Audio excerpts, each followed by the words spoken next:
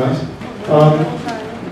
I don't know whether you can hear me. I've been to about 4 music business things in the last week, and the sound's always terrible. I don't understand why that is. Yeah, well, I guess you've got a massive, really fluffy thing on the microphone. I'm not sure if that's got any difference to do with it, but I can hear you fine, so hopefully they can hear it as well. Can you hear it okay? Can you hear it okay? Towards the back, is that alright? No, we can't hear it. I didn't think so. Oh no, really? Sounds coming towards the back, it's fine. Well, I'll put it up a little bit if you want to. But yeah, sort of nice fun.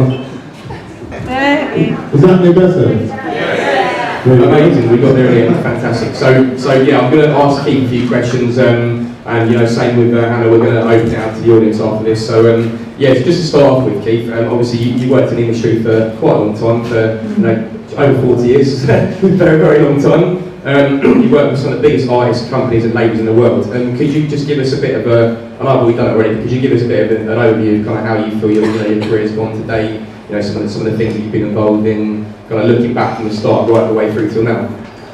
I'm smiling because you call it a career, right? Because it was never supposed to be a career, and it still isn't. You know, I keep saying this to people, and I think it's true.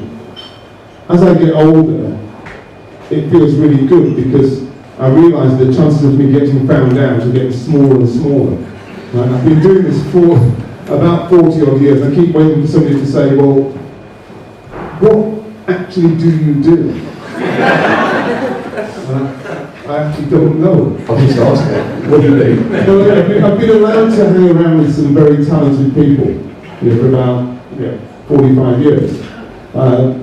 The starting point in my music business, I'm not going to call it career, my music business life, but actually was when I was a student, which was actually 4 years before that, 1970, and I was a student in Dundee, and I was entertainment company. They say equivalent of social secretary, the person who kind of books all the bands. And to be perfectly honest, what it is, I was just born at the right time. Because then, the college circuit was the big music circuit. So the bands that we were promoting went on to become kind of really big names. So it always looks that much more impressive. You know, it's one of those things where, yeah, I'm looking at the list of artists, and yes, it's true, but when I was with Marvin Gaye, you know, Marvin has gone on to become an icon, if you see what I mean. You know, it was Marvin. It wasn't, he's obviously a really talented artist, but history kind of tells you how important artists are. You know? I remember being with Bob Marley, or Michael Jackson, or any of those people, and you don't realise at the time just how important these people are going to go on to be. You know, when I first met Michael, it would have been 1979, and it was before he released Off the Wall. He was still with the Jacksons, you know, and it was very hard to think, oh, this is Michael Jackson. I mean, you know, he was obviously a big star, but he wasn't a bigger star than Rick James or Smokey Robinson or you know, any other people. You know, and you don't realise until you put them in perspective later just how important they were. Thanks very much. So obviously, since you first started out, you know, in the 1970s, the music industry has changed massively. I guess the obvious question, you probably heard this a million times before, but how would you, I mean, from your perspective, what would you say that you personally have noticed has changed over the years, and how has this impacted not only the industry, but your career and obviously the careers of the people that you actually worked with as well? The biggest change, I think, is that music is no longer central to people's lives in the way that it used to be. You know, when I was starting out, if an artist was a #1 in the charts, everybody knew who they were. You go out the street and say, what's #1 this week? And everybody can tell you. Now, you go out and say, what's #1 that nobody can tell you. You know, so music is no longer front and centre in people's lives. It was a very new thing.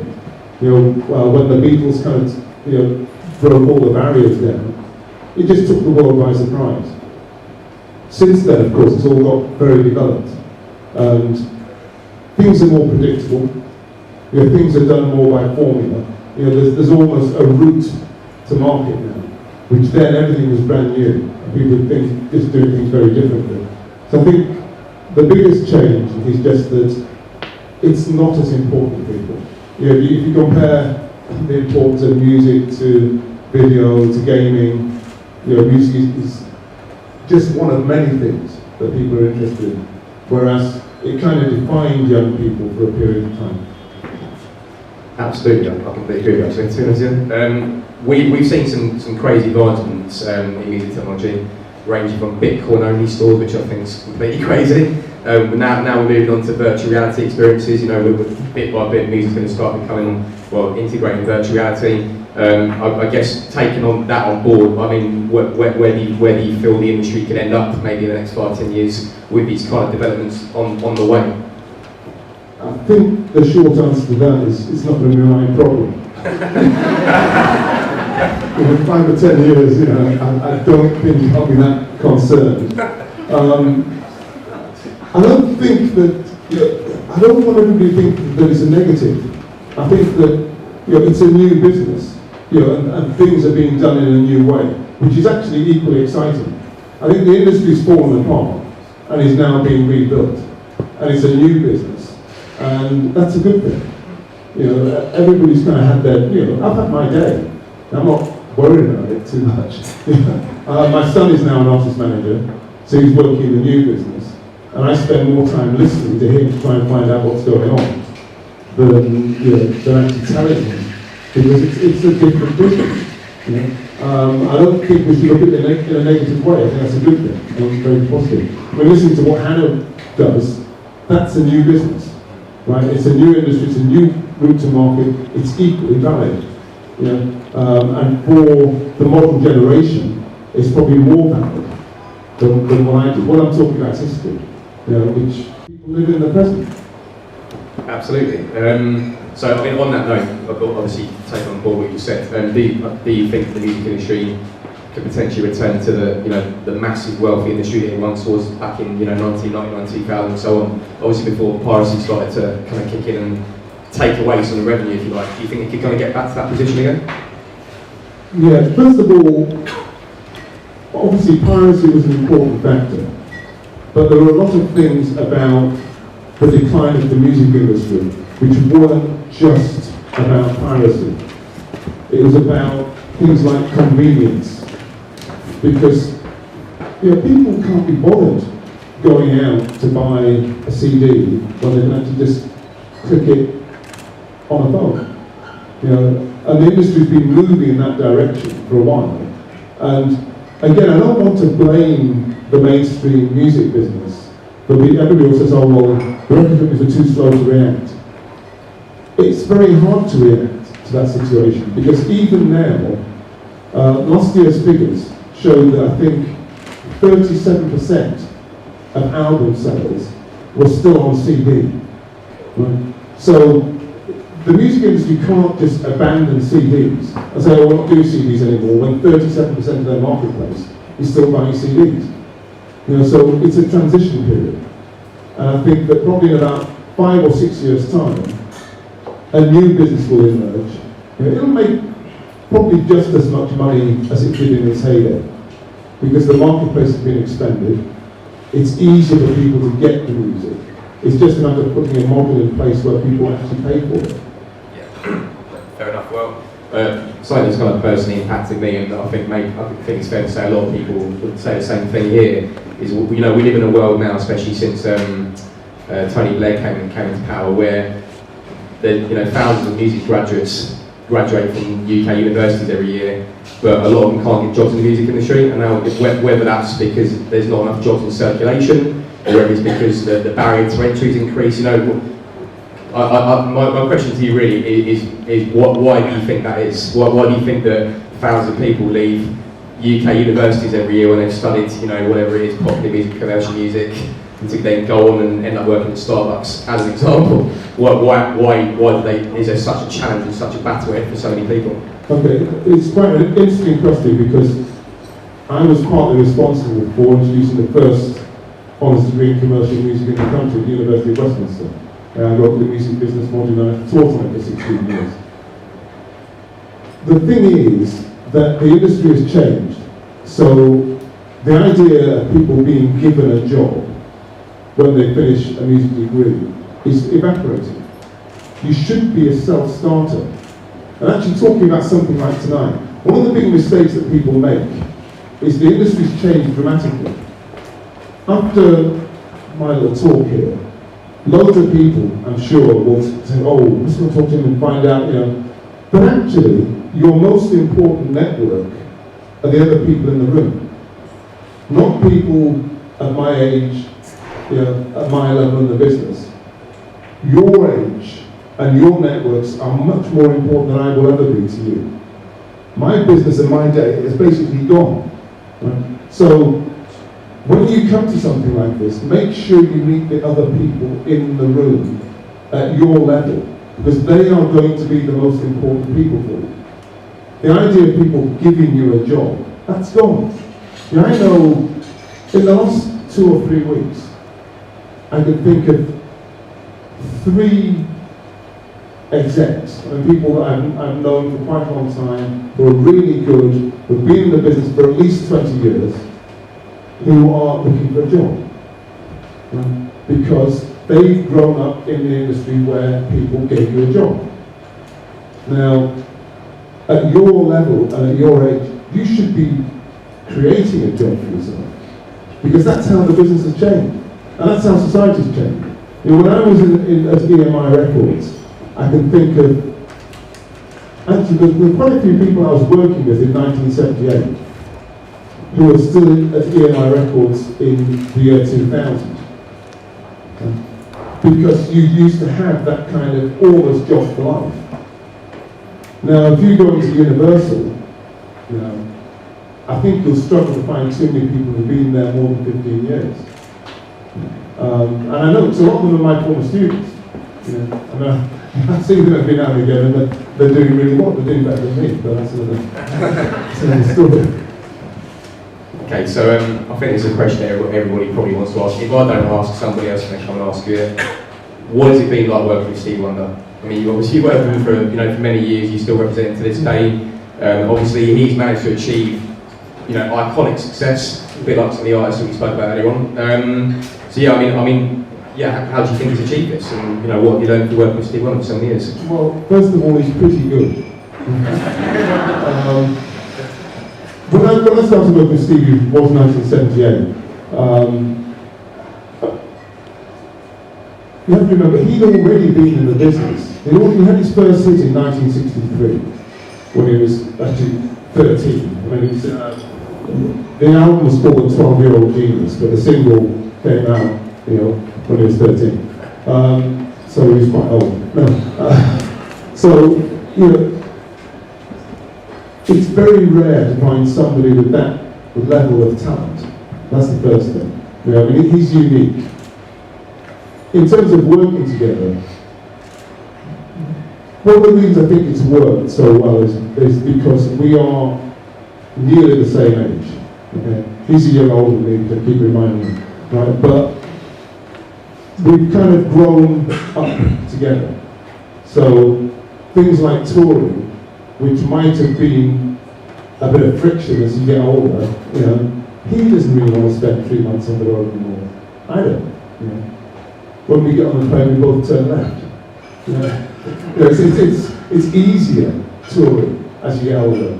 So that relationship's there. And also, I think probably the most important thing is that because we've known each other for so long, I can be very honest with him, and he can be honest with me. So we have a pretty honest relationship. Sometimes it's funny. Sometimes I've been in the studio when he finishes a song, and he says, what do you think? And he's like, oh, it's great, Steve, he's fantastic. It's great, oh, Steve, that's the best thing I've ever heard. And I say, it's rubbish. It's not, but I know I'm the only person in the room who can say it. And he knows what I'm talking about. Because, I think the difficult thing when you get to that level as an artist is having somebody that knows you well enough to say no. It's part of the problem. It's the problem that Michael Jackson experienced. To some extent, it may be the problem that Prince experienced. We'll have to wait and see. You know, it's actually quite difficult to find somebody who's been around long enough to say, you know what, you need to stop doing that. And not that's, you know, it's encouragement as well. You know, there's a positive side to it because we know the same people. You know, we can remember things, you know, as they happen. You know, I still remember Stevie calling me up one day and saying, I think we should do something about the campaign to make Martin Luther King's birthday a national holiday. You know, and I'm going, yeah, then it's a great idea. And he said, okay, can you help organise it? Well, yeah, right. But you know, those moments we both still remember because it then went on to happen. Okay. So, I'm not sure if I'm actually updated this, but I know that at one point you was Director of Performing Affairs for PPL. Is that still the case now? No, I'm now a consultant. I thought you was there, so I'll double check. I'm trying to step back. I'm trying to do less. So I mean, what I was going to ask you with regards to PPL is, what are your views on the current licensing situation, and do you think they're moving towards a better licensed music industry? Is my question to you. Right. First of all, before I answer that, how many people in the room have any idea what PPL is? Oh, I'm really impressed. Okay. So I don't have to go and do that, and that's a good start. Okay, well, what I would say is that the business model for music has moved, right, from a sales model to a usage model. Music is actually getting used more than it ever was. So the difficult thing, or the important thing, is to make sure people get paid when their music gets used, which means organisations like PPL, PRS for Music, have become more important because they're an important result. Both the organisations have had to get better and more efficient. When I started working at PPL in 2006, PPL collected about £90 million in total. Last year it collected 187 million. So, you know, the collections have gone up and the distribution has gone up and the organisations are getting better and more efficient. And it's important because going forward, artists are going to earn their money in very, very small units. Right? And so you need really efficient computer systems and societies to make those small units add up to a living. You know, but the thing that probably worries me at the moment is for new artists actually trying to make a living. It's relatively easy for established performers, but for new artists it's difficult. You know, my son managed an artist, I think, has had over 13 million streams on her album so far, and is not making a sensible living from it. You know, that's crazy. It is crazy, yes, so many people. I mean, obviously you spoke about it being more the easy model now. Just talk a bit about synchronisation. I mean, I know that there's a lot of artists in here, but not, a lot of them aren't really looking to kind of go down a sync route because they always don't understand it very well. They're not really sure what avenues they could go down to kind of pursue that. Where I agree with what you're saying about music becoming a usage model. So I guess a good question to ask, which is not actually on this, is how can artists kind of go about creating a usage model for their music and getting it onto commercial platforms, TV adverts, whatever that may be. You know, the thing about the synchronisation market is that it starts to polarise. So 20 years ago, I remember when Microsoft launched Windows 95 and the Rolling Stones licensed Start Me Up. Microsoft paid them $8 million, right, for the synchronization rights. Now that's quite a lot of money. Right? When Ford used Desert As You Gotta Be for the Ford Focus campaign, they paid $3 million for that. So in those days, synchronization was a really big revenue stream. And it still can be for the right people, for the right sync. The trouble is, because everybody's now planning for the market, it's the same as actually the rest of the business. There is so much music out there that people who are looking for synchronization are now going for almost for the kind of lowest common denominator. They're going for the person that will give it to them the cheapest. And the trouble with the synchronization market is it's potentially a race to the bottom. If people keep giving their music away cheaper and cheaper and cheaper and cheaper, the value will drop out of that market as well. You know, so if you can get the right synchronization and if you value your work, then it can be a proper income stream. If you give your synchronizations to everything and anything for nothing, it's not going to be a valuable market. My last question to you, Keith, is before we open up to the audience, is last but not least, what would your advice be to a whole room of music professionals on how they can build a successful and stable career in 2016 and beyond? There you go. I just gave it. Look to your current networks. Don't aim for the moon, right? Look to the people that you know. Try to meet as many people in your age bracket as possible. Because unless you're a digital native, like you can't think like a digital native. That doesn't mean that I don't understand the digital marketplace. I totally understand it. But I don't have ideas born out of my understanding of it. Right? Most young people, they see something and think, why don't we just do it this way? And I don't think that. You know, I'm very conscious of that. And the networks that you build up when you're starting out end up being much more important to you as you get older. You know, some of the people that I met when I very first started are still the people that I'm in touch with now. You know, obviously some of them kind of dropped out of this, but I know, for instance, when I was entertainment comedy in Dundee, the first band I booked from a gentleman called Ed Bicknell. Ed went on to manage Dire Straits about 15 years later. And we were in touch, and he's basically retired now, but we were in touch all the way through. I still get an email from him every now and again. And one of the reasons why you got that bond is because we remember starting out in 1970, and there are countless other people in the industry. And so the people that you meet now are going to be the most important people for you going forward. Not the people necessarily at the top of the business now. They've got their heads in other places, they've got other things going on. You might be lucky enough to catch somebody on a good day when they can help you out. But actually the people that you're meeting now are much more important. Thank you very much, Keith. Really appreciate it.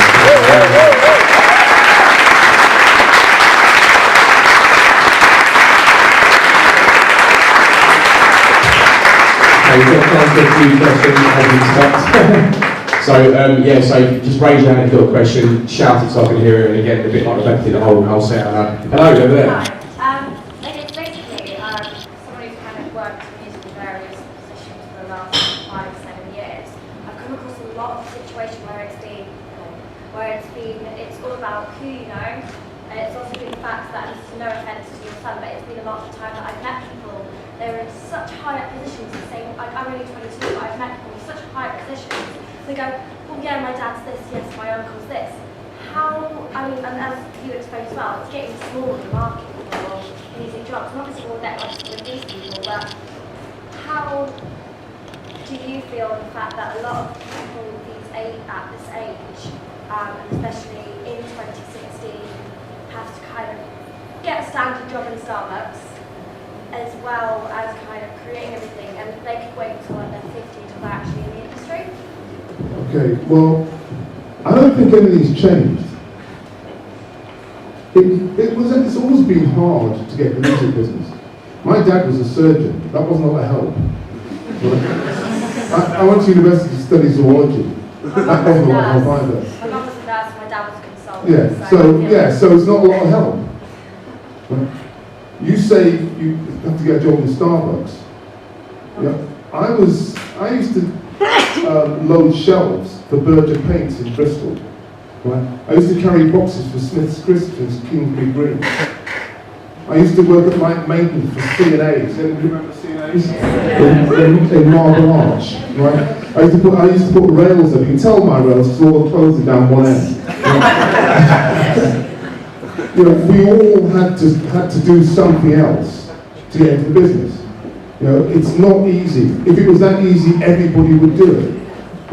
At the same time, also, not everybody's cut out to do.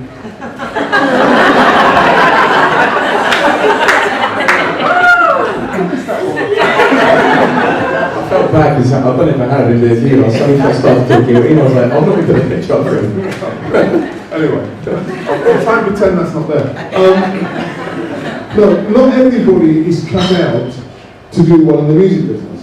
Yeah. And it's not necessarily about the qualification. Yes, the people that you know and meet are going to be important to you. That's what I've been emphasising.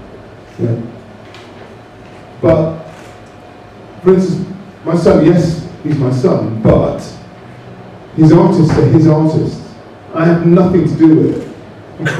As I said before, I spend more time listening to find out what's happening with his acts and how he goes about it, because it's a different business.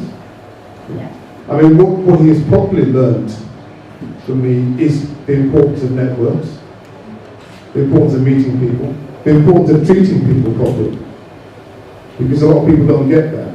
That's probably the key lesson. Any more? You over there. Yeah, you kind of said that music started moving away from the centre of people's lives or having less importance to people.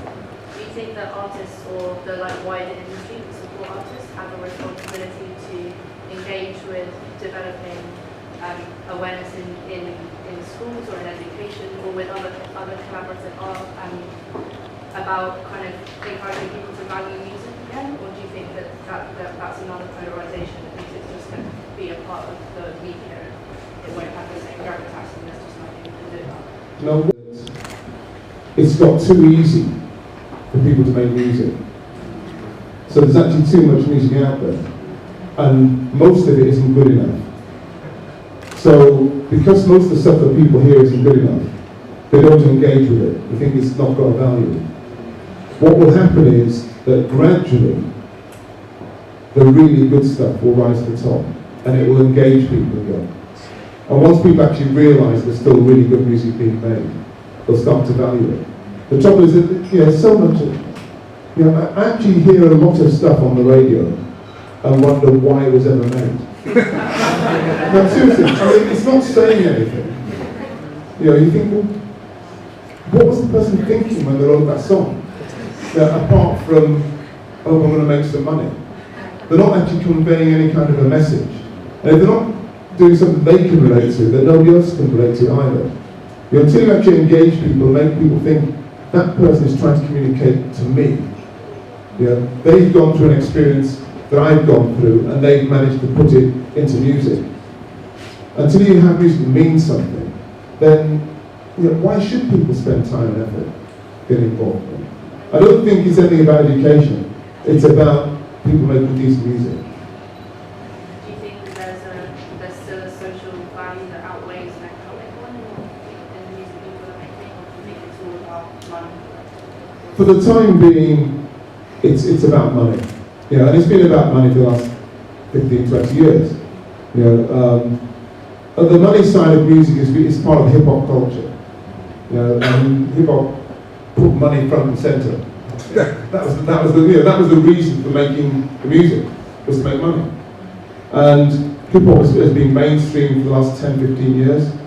It's gradually moving to one side. There's conscious hip-hop as well. It's not about the whole hip-hop movement, it's about that. But by and large, that's what caught the attention. So as other music starts to become more central, then I think people will engage with it better. The other thing which has obviously been a factor, when do I use that word? Is television, and the kind of music that you get on television. So there have always been television talent shows. but they've become so dominant that people think that this is what pop music is all about. Now the common factor with all the television talent shows, or pretty much all of them, is that people are just copying other people's well-known songs. So there is no creativity in there. So when that is dominating everything, it pushes a lot of really good creative music to the side. Now for the first time last Christmas, this Christmas just gone, X Factor wasn't number one, right? And that's probably the start of the end of that whole cycle. And once that actually starts to decline, then other music, which, dare I say, has got, well, certainly more depth to it, will start to come forward. And I think that will be the turning point. Next question. Go on, Ryan. One for you, mate. So yeah, we were talking about EPL and how kind of you pass the computers and generally making it more efficient. How prevalent do you think something like blockchain could become in the industry, or is there going to be like a fair trade rights these days or something like that? Okay. Blockchain is currently the buzzword, you know, in the industry. As far as, I mean, the blockchain was actually really started for financial transactions. And it hasn't really fully taken off in the financial marketplace yet, where they're talking about dealing billions of dollars.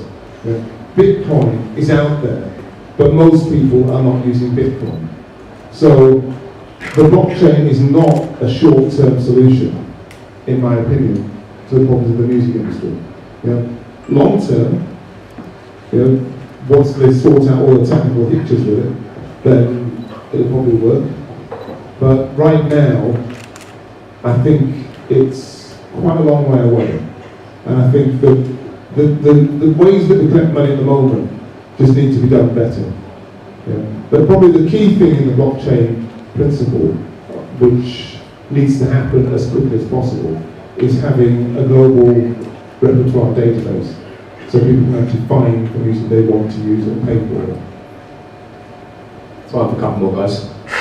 You over there, sir. Yep. Due to like the easy access now for artists to make records from the comfort of their own room, primarily through digital software, do you feel, I'm curious in your opinion, if the quality of the music has declined because of that? Not stylistically, more like warmth of the sound or like how it feels? I think there's no doubt that when people are using what I would call kind of proper big studios, the audio quality was much better. You know, some of the stuff made in bedrooms is fine, you know, it works. But in terms of the audio quality, there is still something being lost. But at the moment, people don't care, because most people are still listening to music on earbuds anyway, so you can't hear the difference. You know, that's probably an education thing, where people actually start to hear the music at a higher quality. You know, if you take something made in a bedroom and play it in a really good club with really good speakers, it sounds terrible. Right? So that would give you an indication of what's happening with the audio quality. That's nothing to do with making the music as such. It's to do with the technical capability of the bedroom studio. Time for one more, guys. There's a talk going in the middle. I'll let you take it. It's just give a question to me, that's Go on.